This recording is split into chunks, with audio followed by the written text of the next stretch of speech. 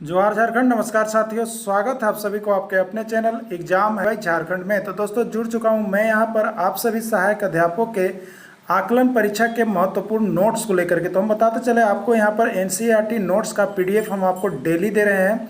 आज हम गणित क्लास 8 के 10 अति महत्वपूर्ण प्रश्न को लेकर के आपके आए हुए हैं, जो कि किसी न किसी एग्जाम में पूछे गए हैं। दोस्तों अब एक बात हम आपको बता दें, यदि आप एनसीईआरटी नोट्स का पीडीएफ चाहिए तो आज ही आप हमारे मोबाइल नंबर 9631054226 पर संपर्क करके जुड़ सकते हैं, जिसमें आपको डेली हम यहाँ पर व्हाट्सएप पर एनसीईआरटी का नोट्स, पीडीएफ और वीडियो प्रोवाइड कर रहे हैं। तो चलिए देखिए, 8 में आपको एनसीईआरटी का एक्सरसाइज 1.1 से 1.3 तक के सभी आए हुए अब तक के एग्जाम में महत्वपूर्ण प्रश्नों को हम लोग यहाँ पर कवर करेंगे और देख लेंगे कि क्या कुछ प्रश्न आपका आया हुआ था। तो देखेंगे आप यहाँ पर लिखा हुआ है, गिनती की संख्या को क्या कहते हैं? प्राकृत संख्या, पूर्ण संख्या, सम संख्या या विषम संख्या। देखिए गिनती की संख्या जो 1 2 3 4 डॉट डॉट डॉट इन्फिनिटी तक जाता है, इस गिनती की संख्या को हम लोग यहाँ पर प्राकृत संख्या या नेचुरल नंबर के नाम से जानते हैं। यह क्वेश्चन जो है आपका, देखिए आया कब कब आपको हम बताते हैं। यह क्वेश्चन आपका बिहार टेट का है, ठीक है। ये बिहार टेट में आया है, यूपी टेट में आया है और साथ ही यहाँ पर जो गुजरात है वहाँ की जो आकलन परीक्षा है उसमें आया है। तो ये प्रश्न आए हुए, तो सारे आए हुए प्रश्नों को आप देख लीजिएगा और यदि इसका नोट्स और पीडीएफ चाहिए तो आप हमारे साथ जुड़ जाइएगा। चलिए देखिएगा, शून्य से प्रारंभ होने वाली संख्या को क्या कहते हैं? प्राकृत संख्या, पूर्ण संख्या, सम संख्या या विषम संख्या। तो देखिए यहाँ प्रकार है शून्य से 0 1 2 3। तो जो संख्या शून्य से प्रारंभ हो जाती है उसको हम लोग कहते हैं पूर्ण संख्या। क्या कहते हैं? पूर्ण संख्या। तो इसमें राइट आंसर बी हो जाएगा, पूर्ण संख्या हो जाएगा।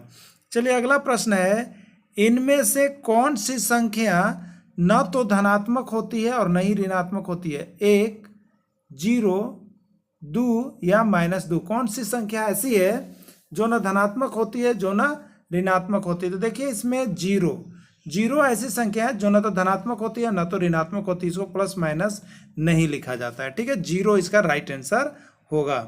चलिए ऐसे देखिएगा, ऐसी संख्या जो p/q के रूप में होती है तथा q is not equal then 0, यानी q का मान 0 नहीं हो तो वह संख्या क्या कहलाती है? परिमेय संख्या, पूर्णांक संख्या, प्राकृत संख्या या सम संख्या क्या कहलाती है? तो ऐसी संख्या जो p/q के रूप में होती है और q is not equal then 0 होता है, तो वैसी संख्या को हम लोग यहाँ पर परिमेय संख्या के नाम से जानते हैं, जिसको हम लोग रेशनल नंबर भी कहते हैं। क्या कहते हैं?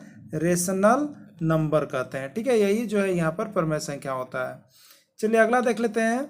अगला प्रश्न है, दो परिमेय संख्याओं का योगफल -3 है। यदि इनमें से एक परिमेय संख्या -11/6 है तो दूसरी संख्या ज्ञात करें। तो देखिए इसको कैसे बनाएंगे। इसका ऑप्शन दिया हुआ है -3/5, -5/6, -7/6 या -4/3। तो देखिए यहाँ पर आप देख लीजिएगा, इसको हमने बना भी दिया है आपको। देखिए यहाँ पर एक परिमेय संख्या x है, दूसरी परिमेय संख्या y है। दो को परिमेय संख्या x और y हो गया। प्रश्न से क्या कहा था? परिमेय संख्या का योगफल -3, यानी दोनों को जोड़ेंगे तो x + y बराबर -3 हो जाएगा। लेकिन एक परिमेय संख्या आपको दिया हुआ था, x या y दिया हुआ था, हमने x को ले लिया है। कितना दिया हुआ? देखिए यहाँ प्रश्न में आप देखिएगा तो आपको दिया हुआ एक परिमेय संख्या, वह परिमेय संख्या आपका देखिए कितना, -11/6। तो इसी को हम ले लेंगे वहाँ पे, ठीक है। तो देखिए x + y बराबर क्या था? -3 है। अब यहाँ पर x की जगह पर हमने -11/6 लिया, प्लस y बराबर 3। अब y जब निकालना है तो ये जो देखिए ये बॉर्डर पार करेगा ना, तो ये माइनस है, जब इधर बॉर्डर पार करेगा तो ये प्लस बन के जाएगा, यानी इधर सिर्फ और सिर्फ बच जाएगा y।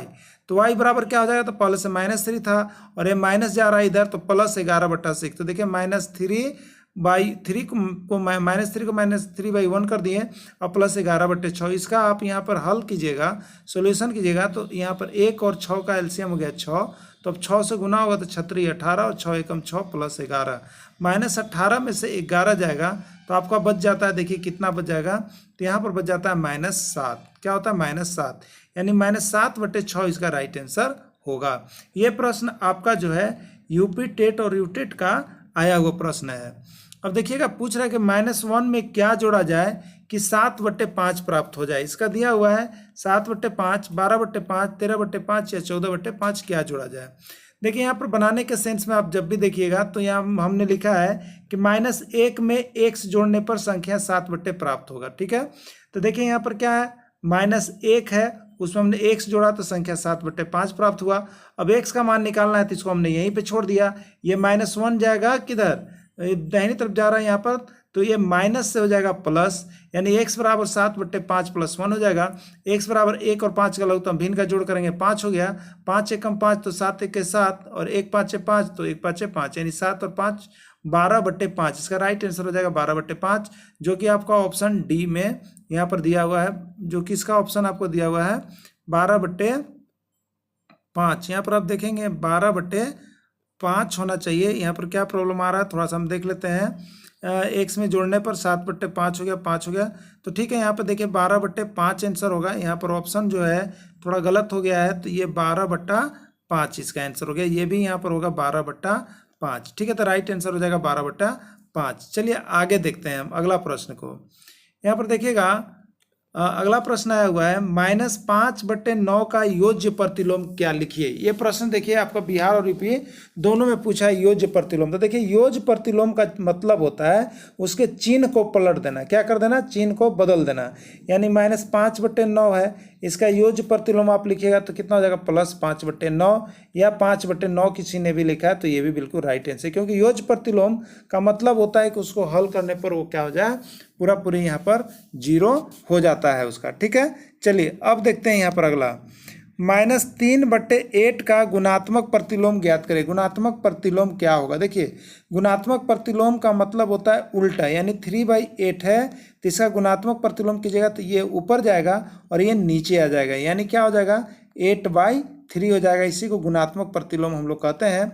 तो 3/8 का गुणात्मक प्रतिलोम कितना होगा, इसका राइट आंसर डी होगा, 8/3 हो जाएगा। ठीक है, चलिए अगला देखिएगा, -5/9, -5/9 का व्युत्क्रम क्या होगा, -5/9, -3/9, 9/-5 या 9/5। तो देखिए ये व्युत्क्रम माने उल्टा होता है, तो उल्टा का मतलब क्या हो गया, 9 और बाई में हो जाएगा -5, यानी 9/-5। किस में ऑप्शन दिया हुआ है, सी में दिया हुआ है, तो सी आपका ये राइट आंसर हो जाएगा। अब देखिए एक चीज दिया हुआ है यहाँ पर, a × b बराबर b × a, यह कौन सा नियम है, गुणन का योग नियम, क्रम विनिमय नियम, साहचर्य का गुण या बंटन का गुण। तो देखिए ये गुणन का क्रम विनिमय नियम है, गुणन का है। ठीक है, जोड़ रहा था तो जोड़ का होता है, गुणन में क्या हुआ, जैसे हमने a × b लिख दिया, अब यहाँ पर क्रम बदल दिया, तो अब क्या हो जाएगा, b × a। ये दोनों का मान सेम होता है, तो इसको हम लोग गुणन का क्रम विनिमय नियम के नाम से जानते हैं। ठीक है, जो क्रम को बदलता है।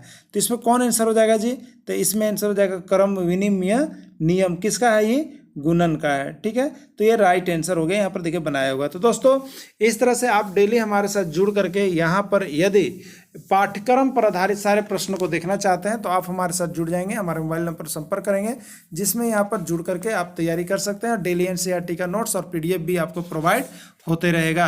वीडियो के अंत तक जुड़े रहें, इसके लिए आप सभी को बहुत बहुत धन्यवाद।